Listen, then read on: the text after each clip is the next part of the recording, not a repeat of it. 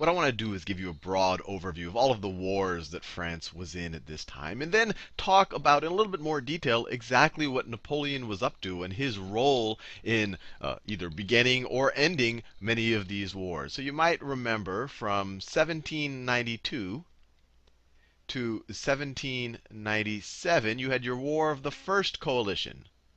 First Coalition. And the players there were Prussia, Austria, and Great Britain. I'll just write Britain for short. And this was essentially started by the French. You might remember King Louis XVI was alive then. He supported the war because he thought that they would lose and maybe reinstate him, or that it would make him popular. The revolutionaries liked the war because they wanted to spread the revolution. And you might remember it ended at the Treaty of Campo Formio.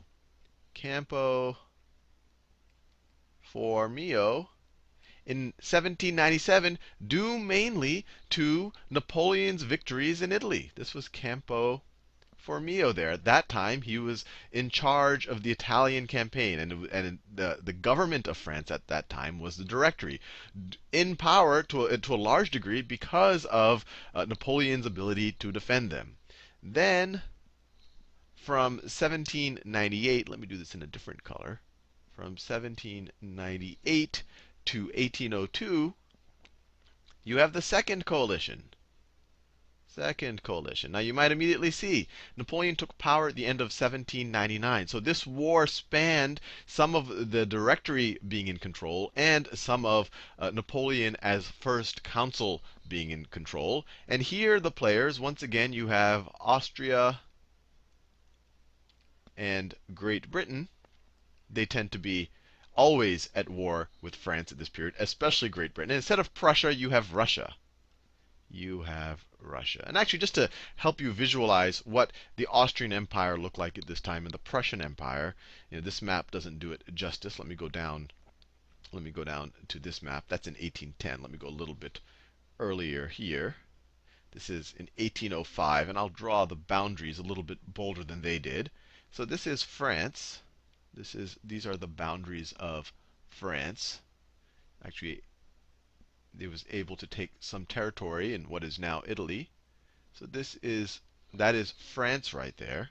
I could do the whole boundary if you like, but I think you get the idea. But the one empire that existed then that doesn't exist in its current form was Prussia. Doesn't even exist at all. There is no Prussian Empire or Prussian nation or the country of Prussia anymore. You can see there, it had some overlap with Germany, some overlap with Poland, some other countries, won't go into detail there. And then you have the Austrian Empire. Austrian Empire. Austrian Empire is right over there. Right over there. As you can see, it encompasses much more than just the modern nation or country of Austria. And then you have the Russian Empire, which, give or take, looks not too different than Russia today. But the big difference between the world, and there's many differences, between the world now and the world then, was that there was no nation of Germany. You had a bunch of people speaking German, but they were divided into a bunch of small little states. This map doesn't show it. Some of them were under Austrian control. Some of them were under Prussian control. And this loose confederation of German kingdoms and states, this was called the Holy Roman Empire. Let me write that down. Holy Roman Empire. And as Voltaire famously said, they were neither holy nor Roman. They didn't speak Latin. They weren't Italian. They were German. It wasn't holy. This wasn't, it wasn't controlled by a religious figure. And it wasn't an empire. It wasn't a tightly controlled state that was kind of expanding its boundaries. It was this loose confederation of kingdoms. So just that gives you a visualization of what the world looked like right then. So with that in mind, let me go back to my overview. My overview right there. And then the second coalition, it was ended, well, in 1801. 1801, you had the Treaty of Luneville. Once again, this was a defeat of the Austrians. mainly due to the military capabilities. Napoleon was now in charge of France, but he led once again an Italian campaign against the against the Austrians. This is his victory in Moreno right there. I'll go into a little more detail on that. And that essentially declared victory on Austria, allowed Napoleon to take more territory in along the Italian peninsula. You can see it right there along the Italian peninsula right there. And then later he had the Treaty of Amiens with the British in 1802, and that really ended the coalition. I guess you could say the coalition ended in 1801 because Austria was out of it. Russia was kind of just passively observing. I mean, they participated, but they didn't really give or take or lose anything. And then I could say at this point the United Kingdom, essentially it was, I guess the best explanation of why it ended, it was war fatigue. But we'll see that they weren't tired for long, because then in May of 1803, you have the beginning of your third coalition. And I will go into a little bit more detail about this. But third coalition, Britain declares war on what we could call the French Empire. And this isn't going to end until 1805. So you can see Great Britain's essentially at war, almost, well, really continuously. I mean, there's a few gaps, give or take, but there's always this tension. This is the third coalition. And once again, we have, I could write the United Kingdom if you like, because they actually, now it is the United Kingdom of Great Britain and Ireland. We have the United Kingdom in there. We have Russia in there. And once again, we have Austria. And there were other players. There was Portugal, but these were the prime players. And we'll see in this video that the third coalition, the war of the third coalition, really ended with Napoleon being the dominant power in Europe, and ended with him essentially thinking that he is unstoppable. So I'll do a little bit more detail on that. This resulted in 1805 with the then Emperor Napoleon, and we'll talk about how he became emperor. But in 1805, Napoleon, or maybe I should say 1806, because this ended at the end of 1805, Napoleon views himself as unstoppable, as invincible.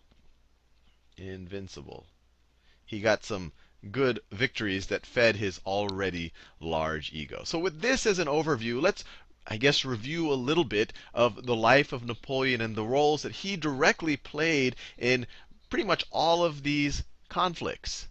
So the first time we heard about Napoleon was in 1793. And I'll just draw it right here. You might remember there were all of these royalist insurrections going on against the revolutionary government. And they had this bright artillery captain in Toulon who put down an uprising there in 1793. He got some, I guess you could say, France-wide or nationwide fame from doing that. Then in 1795, you might remember the Directory was trying to get formed in Paris. So this is 1793. Then in 1795, let me do a better color than that. That's hard to read. In 1795, he defended the Tuileries by essentially sending out that grape shot and mowing down people to keep the royalists from taking out the revolutionary government. So once again, hugely popular. So that was in 17. So all of that was occurring during the War of the First Coalition. And then Napoleon was made the general in charge of the Italian campaign. And in 1797, he was essentially able to end the War of the First Coalition in a victorious way for France by defeating Austria and Italy. And that ended the First Coalition with the Campo Formio. This was Napoleon. That was Napoleon right there. Then you might remember, okay, he's this hugely popular guy. He actually started publishing some newspapers, and he actually sent some military generals to put down further counter-revolutions on the part of the royalists. So he became even more and more popular. But the Directory was a little bit afraid of him at this point. So they said, hey, why don't you go do whatever you want? And that's when Napoleon, he left from Toulon, and he went to Egypt. He went to Egypt with his visions of grandeur, where he did all of the damage down there, and and killed and won multiple wars against the Ottomans in both Egypt and Syria. But unfortunately for him, his good friend Horatio Nelson destroyed his whole fleet in the Battle of the Nile. Horatio, let me write that in a darker color. So that is Horatio Nelson destroyed his entire fleet there. So they were stranded. In 1799, Napoleon was essentially able to abandon all of his troops and then come back to France on his own. So this is in 1799.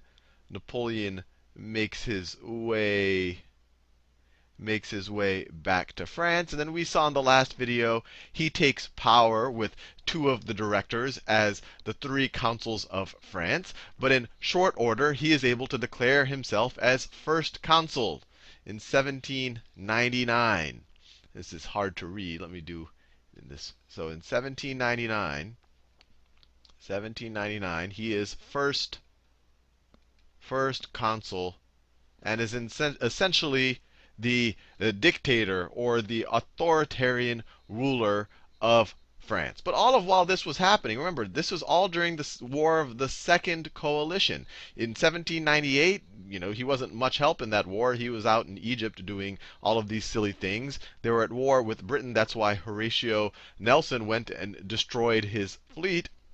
But even after he takes power at the end of 1799 or early 1800, they're still at war. So Napoleon, he decides to take charge. So he leads the troops across the Alps into Italy. Right here. And once again, this pattern is emerging. And this one actually wasn't very clear in the beginning that it was going to go his way. The Italian campaign, it started very badly. But eventually, he was able to win against, once again, the Austrians at the Battle of Marengo and Hohenlinden. I know I'm probably not saying all of these well. But once again, through Napoleon directly leading the troops, he was able to end the War of the Second Coalition, and then the United Kingdom or Great Britain, however you want to call it. Great Britain tends to, many times when people use the word Great Britain, it's referring to the entire United Kingdom of Great Britain and Ireland. If you wanted to be formal, Great Britain refers just to the island of Great Britain that has England and Scotland and Wales on it, while this is Ireland. But I don't feel like keep repeatedly saying the United Kingdom of Great Britain and Ireland, which was now united in the early 1800s. I'll just keep saying Great Britain. But there was just fatigue. So the war essentially ended with Great Britain as well. This is, as we said before, this was the Treaty of Amiens. But very, very, very short-lived peace, because then in 1803, with Napoleon still in power, the third coalition formed. And in the next video, we're going to see exactly how Napoleon was able to once again be victorious over these powers to become, essentially, in his mind, invincible.